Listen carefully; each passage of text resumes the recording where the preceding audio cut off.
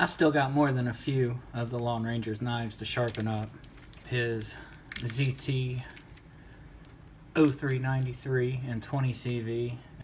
So with the 20CV knife, I'm going to go ahead and use my Gritomatic SIlicon Carbide stones. Once I'm done with these, I think I'm going to switch to my 4000 grit diamond matrix made for the Edge Pro Apex. That way I can get a pretty nice polish on this, but still have it done with diamonds. 20CV will take any edge you want to give it. That is, if you want a polished edge, it does a fantastic polish. If you want a toothy edge, well, the carbides are there. Looks like the sharpening choil's done right. Hopefully I won't have any sort of problems with this. Miguel Bradley gave me some fits. I ended up having to enhance that one. I've had these stones soaking for several hours.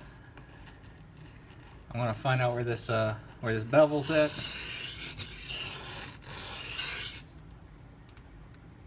And that is too shallow.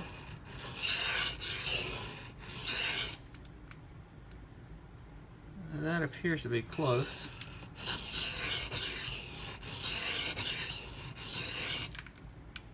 Now this knife is a Spanto model.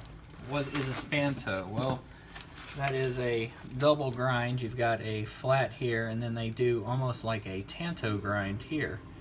This tanto is the same angle as the flat. I really don't understand what the point of it is. It doesn't make sense to me. But as you sharpen it, you don't sharpen it like you do a true tanto. A true tanto, you only sharpen the flat by itself, and then you sharpen the other portion. It's a pretty steep angle, but like most ZT knives, it's pretty thick behind the edge. If they don't go at a steep angle, you'll have an absurdly large bevel. And I'm actually getting a recurve in this knife right here. I'm not sure how well this will pick up for you guys, but almost no grinding is occurring here. It's grinding here and here. This part is being completely missed. So to get in there, I'm going to have to cock the knife up at a funky angle. Kind of ride the corner and the edge of the stone, like that.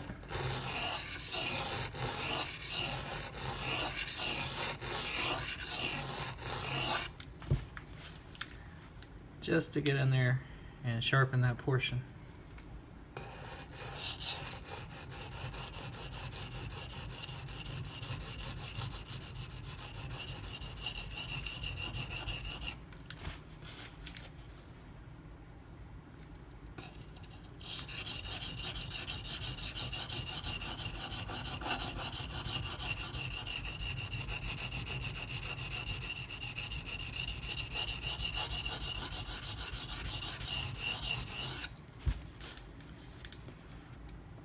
There we go. Now we're starting to get in there. This stone is just sucking up water like nobody's business. The 240 grit, unfortunately, is a very porous stone. It just drinks water.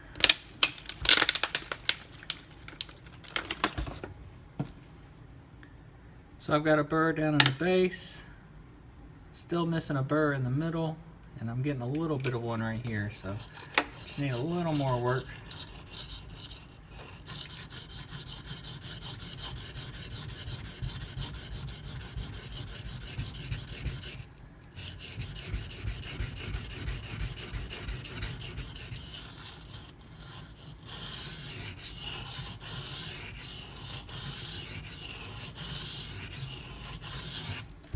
This is a pretty doggone steep grind. Looking at the Spanto portion, my brilliant idea of sharpening that by itself is not going to work out. It's already gone over and started grinding in that area.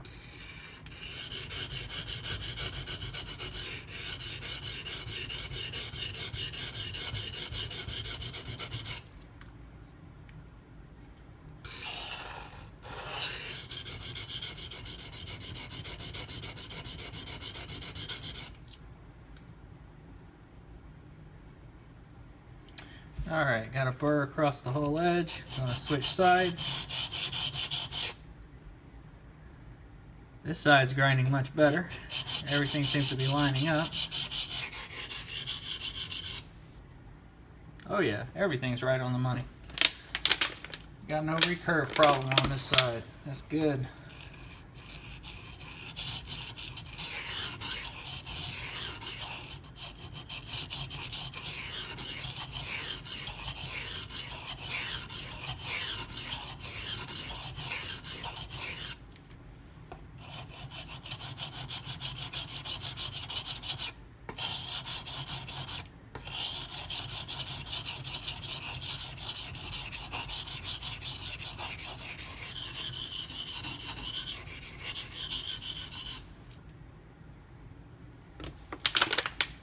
I just love how these silicon carbide stones work. They just cut so doggone fast.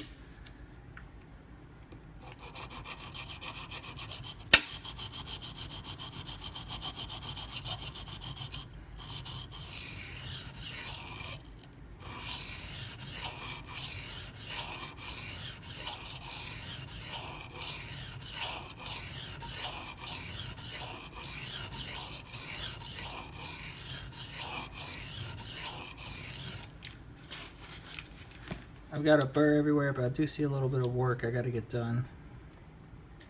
Right here in the belly.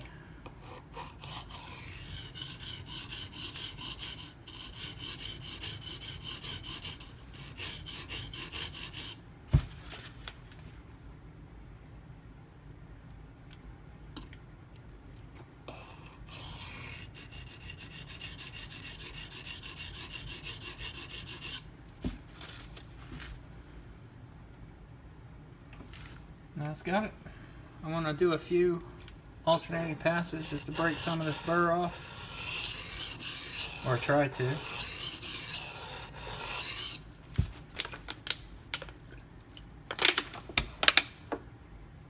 I see a little waviness going on in the back of the edge here. I'm going to try to correct that.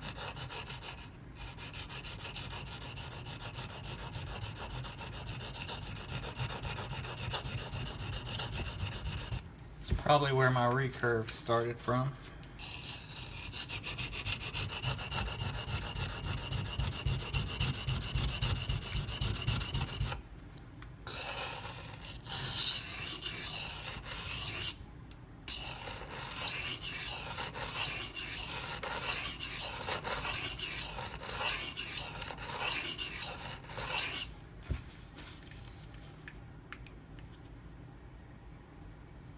Still a little wavy, but it looks better.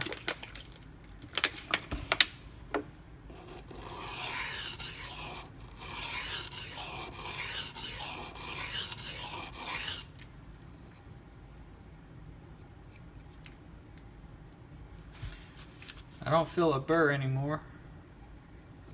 Not a big one anyway.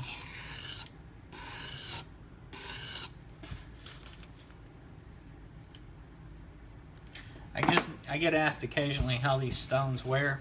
I think they're actually pretty slow wearing, but I've had reports that they actually wear really quickly. I haven't flattened this guy and I couldn't tell you how long. So we're gonna go ahead and flatten it real quick. I gotta warn you, this is pretty loud. I'm using a 6090 silicon powder. This right here. It's just loose silicon powder, loose silicon grit. Place it on a sheet of glass. Like I said, this is loud, so I apologize in advance.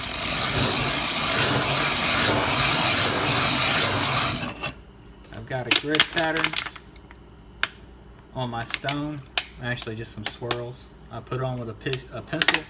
That'll let me know once I start to get it flat. I've worked through all that pencil. I've worked through that top layer of abrasive.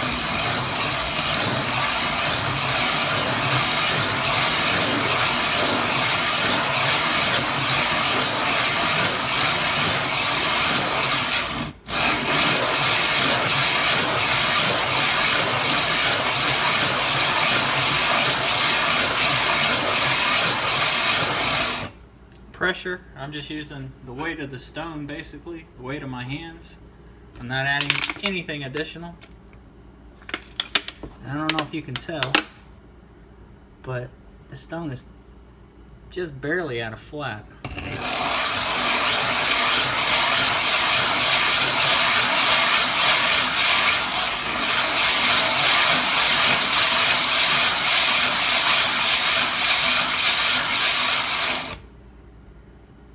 That's pretty much got it.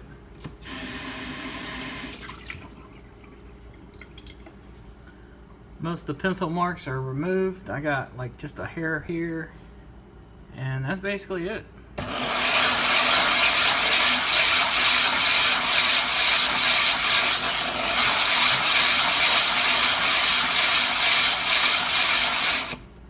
Not much to it.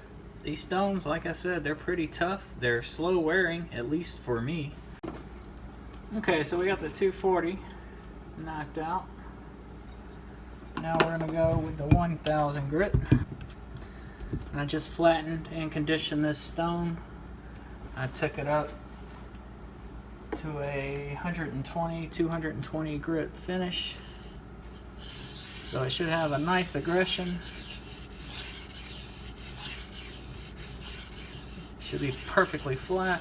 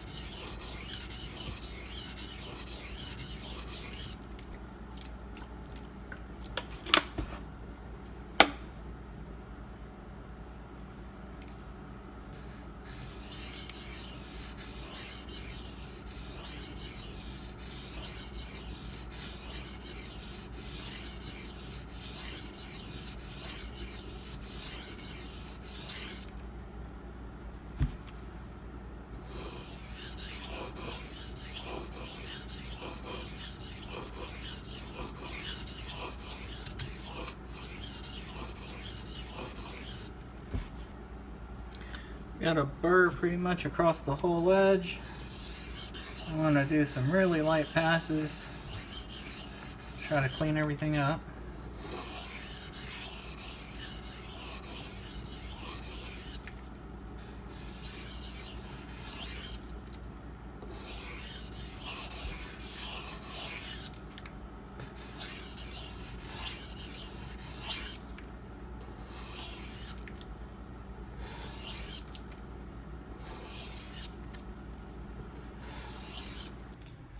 My 2500 grit silicon carbide stone from Gritomatic. I conditioned this one and flattened it. It's at a 220 grit finish, so it's pretty aggressive for its grit rating, but this stone does shed grit, so it'll smooth out in no time.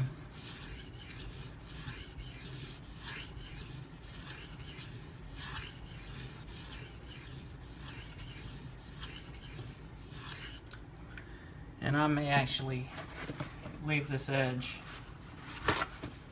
at this finish, just because the Lone Ranger said he likes a toothy aggression to his knives.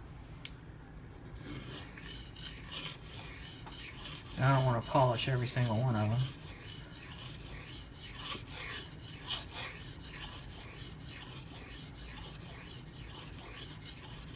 Give the man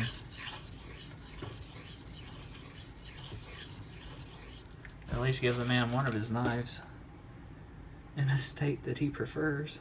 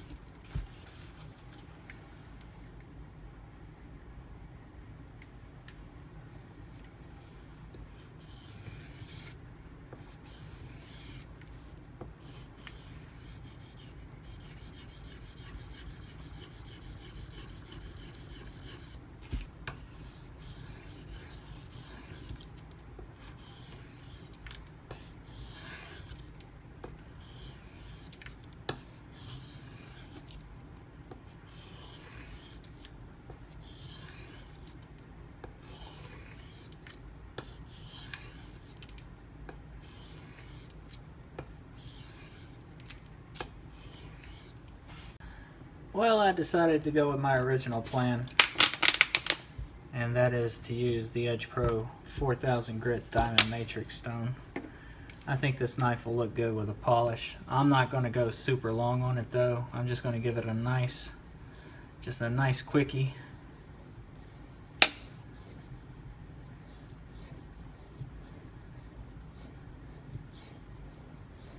That way it'll keep its nice toothy edge.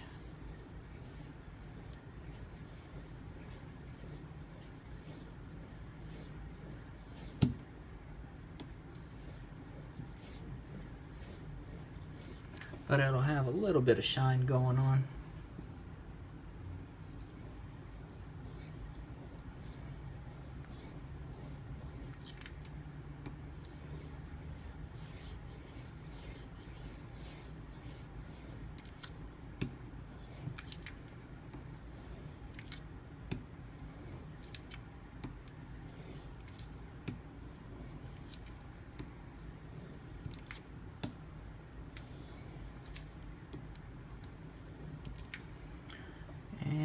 Actually gonna say that's good enough. Stropping tonight, just gonna be using my Strop Brothers strop with white compound.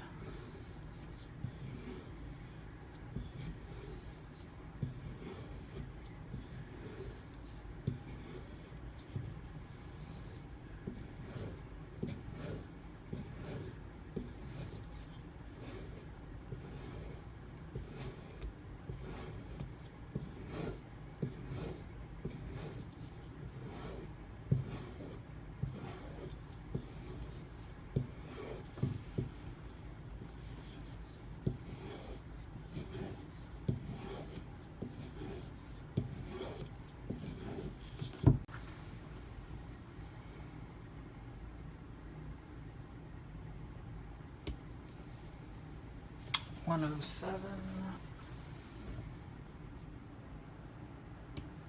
117.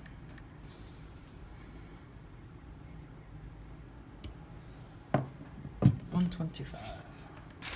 So this edge average came out to 116.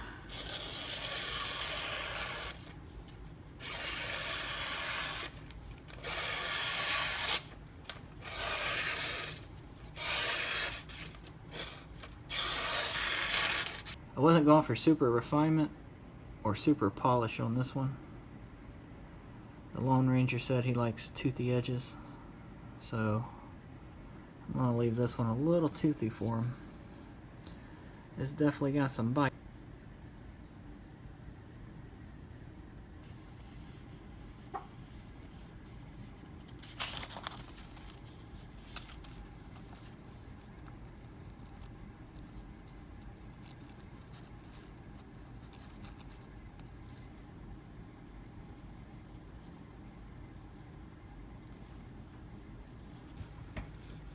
I'm not the biggest advocate for Chinese-made knives.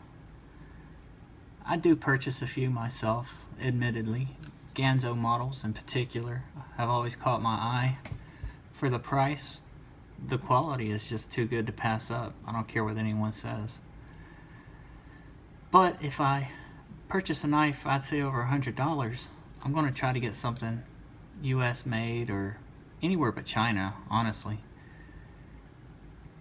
ZT is US made, however, these guys just, I never liked their designs. Their blades have always been way too thick. I don't like the death lock you get when you put too much pressure on the lock bar on their flippers and then you engage the flipper tab. It locks up and you can't open the knife. I hate that aspect of it. This one's got it too, even though it's a liner lock. If you put your finger on that liner, it's almost impossible to get it to deploy. You'll kill your finger trying. This one is thinner behind the edge than many of their other models, but that's not to say it's thin. This thing is still a thick, beastly knife, and I don't really have much use for a knife like that. You know, take that for what it's worth. It's pretty. The materials are excellent, but just not a brand for me. If ZT comes out with a model that's EDC friendly, that's nice and thin behind the edge with good material, you know, I'll definitely take a look at it. In the meantime though, stuff like this, it just doesn't appeal to me. Everybody has their own preferences though, you know, and if you like ZT, who am I to say they're bad knives? I'm just going by what I do with a knife, how I cut, and the preferences that I like. That's not to say I'm right and you're wrong. It's just what my own personal preferences are. I assume that's why you guys watch my channel, is to get my preferences and my takes on these things. Well guys, I appreciate you watching. If you have any questions or comments, as always, leave them below. Y'all have a good one.